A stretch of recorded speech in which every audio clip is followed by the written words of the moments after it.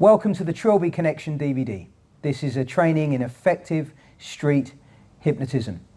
By that I mean performance hypnosis that's not geared toward traditional stage hypnosis.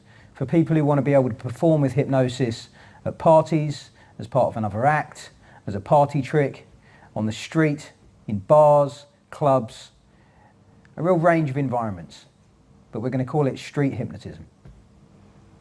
Today I'm joined by Sarah, who is interested in learning about hypnosis. She's seen a little bit of what I do, but you want to get out there and do some hypnosis in public, is that right? Yep. Good stuff.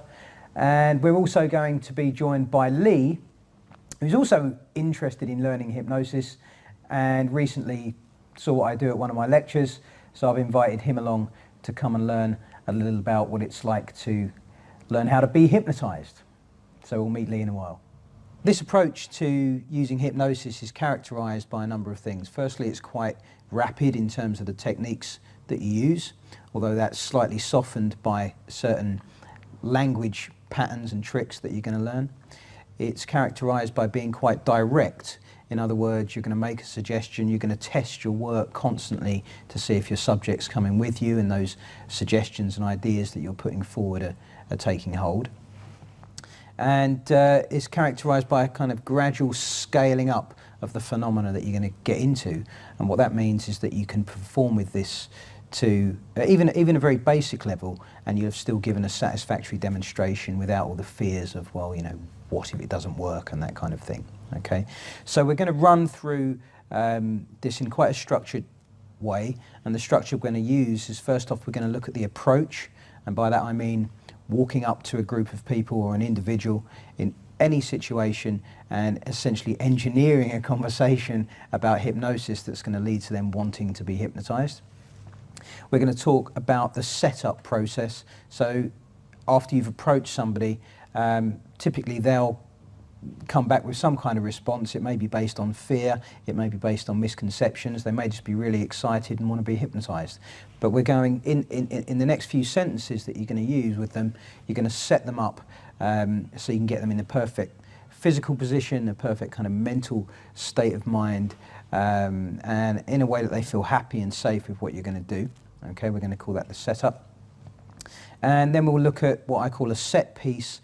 This is just a term that I use to refer to the typical kind of exercises and things that I'll do with somebody prior to getting to the real hypnosis, the proper induction, if you like. We'll then come on to the induction itself, and I'm going to teach you 4 or 5 different ways of inducing hypnosis. From there, we're going to get into what's called deepening and using fractionation to really stabilize the situation that you've created, this hypnotic relationship, and to intensify the experience that they're having. And from there, we're going to start to get into some of the bigger phenomena of catalepsy and amnesia and hallucinations and all this kind of thing. Okay, once you've had your fun with your hypnotic subject and they've experienced all these different phenomena, we want to make sure that everyone is happy and back to normal. So finally, we'll go over the wake-up procedure and why that's important, why it's done in a particular way, and we'll also talk about health and safety in some detail as well. So it's got a nice clear structure, it is easy to learn, and the only thing you need to do is be the hypnotist, okay? Okay. Good.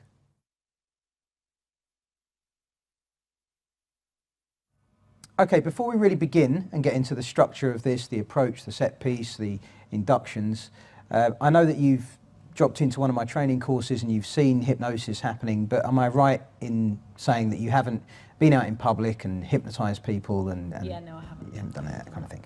Okay, well that's what you're going to be doing. So right now, the thought of going into a bar or a restaurant and announcing yourself as a hypnotist and hypnotizing somebody, how does that make you feel? It's a bit of a scary thought, yeah. I'd love to be able to do it, obviously, but it'd be interesting to see if I can manage it. Okay, well, you absolutely can manage it, and the way you're going to manage it is to first of all get your own head, your own mind in order, okay, and develop a good attitude that's going to make this easier for you. So I'm going to say a number of things to you that if you like, they're presuppositions, they're assumptions I make that I hold kind of quite dear to me at my core when I'm out doing this kind of thing. And again, I'm not suggesting they're true, I'm just suggesting that I proceed as if they're true, okay? The first one is that people are suggestible, okay? That means that they're entirely capable of taking on ideas that are presented to them. You're going to proceed as if you've been doing this for years, you're an expert, and they will engage with you enough, okay? So that's number one. People are suggestible, and your job as a hypnotist is to give suggestions. That's what it's all based on. Right. Okay? Right. Another thing that I've found is that the higher your potential subject's emotional levels at that particular point, the better. So obviously a massively high level of emotion would be unbridled anger or jealousy or being deeply in love or whatever else it happens to be. I'm suggesting that in that state where you're in a high level of emotion, you are more open to ideas. In a way, you are more suggestible because you're less critical of the ideas that are being put forward. So when I'm performing, even if I'm approaching a table, you know, within kind of 10 to 30 seconds, I want people to be engaged and I want their emotions to also be engaged. So that may just be that they're slightly more excited than they were before. It might be that they are slightly fearful about what might happen. But whether it's fear or whether it's excitement or something else, that is likely to mean that their attention is then focused on me, the hypnotist. And that's what I want. It's really important to get hold of people's attention. Okay? When you approach a table, or a group of people, or just an individual, or someone on the street, I'm going to give you some specific techniques that you can use that are going to help break the ice, as it were. Okay? The first thing that I want you to do is to let people know that you are a hypnotist, that you can hypnotize them. So however you're going to say that, it's important early on to let them know, to essentially introduce yourself as a hypnotist. Okay? Right. If you're in a bar or a restaurant or a club or that kind of situation, or anywhere else to be honest, but particularly those kind of environments where you could potentially be performing, then use the word performer. Okay, this comes from a friend of mine, his name is Paul Brook. He does some incredible effects, one of which involves walking up to a stranger on the street, asking them for their wallet, asking them to remove a note from it, and then you tell them what the serial number is. He's an incredible mind reader. That's all I'll say about Paul. How does he get someone to get a wallet out of their pocket and remove money from it? It's very simple. He tells them that he's a performer, and this gives you a huge amount of latitude in terms of what you can ask of somebody. So typically, I will walk up to people and let them know that I'm a performer and that I am a hypnotist. Okay. Obviously, some people would just run away at this point, covering their eyes, because that's where it all happens. They're probably going to be a good subject if that's their belief. One of the main ideas is going to come from a gentleman called Ross Jeffries, who is well known for being an expert of speed seduction. It's a very, very simple technique, a way of introducing yourself to people. And it's called CIQ. It's an acronym for compliment, introduction, and question. Okay, so let's imagine that you're walking up to a table of people. They're sitting there, you know, between courses, or you're out with a group of friends and you've started talking to another group of people, that kind of thing. There's going to come a moment where you're going to use this approach, okay? Right. So you're going to give a compliment, and that could simply be, you look like an intelligent guy, or, you know, you two look like interesting people, okay? That's your compliment. Right. Your introduction is going to be, I'm Sarah, I'm a hypnotist. You're going to say it as calmly and confidently as you would anything else, okay? And you're then going to ask a question. Now, again, this question, the only real reason you're asking this question is to get a response out of them, to get some information coming back in your direction, okay? But you could ask a question that helps you, like, have you ever been hypnotized before? Right. Have you ever imagined what it's like to be hypnotized? Okay, and okay to use the word hypnotized? Yep, because you've already said you're a hypnotist. Oh, yeah. Right, so they're scared already. Yeah. Being scared doesn't matter, okay. Right? Because that's a nice raised level of emotion. So being scared is fine. That's not going to stop them from being hypnotized.